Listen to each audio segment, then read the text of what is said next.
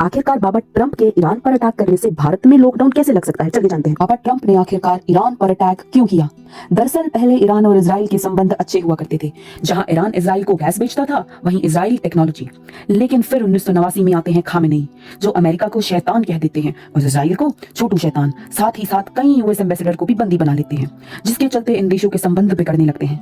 अब आती है IAEA की रिपोर्ट, जिसमें पता चलता है कि ईरान तो न्यूक्लियर वेपन्स बना रहा है, जिसे रोकने के लिए सन 2015 में प्रेसिडेंट ओबामा ईरान को कहते हैं कि आप अपनी न्यूक्लियर एनर्जी से अब बिजली बनाइए, इसका पीसफुली प्रयोग कीजिए और हम आपके खिलाफ लगे रेस्ट्रिक्शंस हटा देंगे।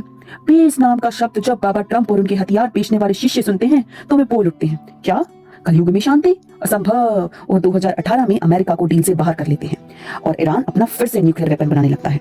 अब की बार 2023 अक्टूबर में ईरान द्वारा सपोर्टेड हमास ग्रुप इजराइल पर अटैक कर देता है, लेकिन इजराइल भी उन्हें नाको चने चबवाने में पीछे नहीं हटता, जिसके चलते बहुत सारी किडनैपिंग्स, कैजुअलिटीज और इंजरीज हो जाती हैं।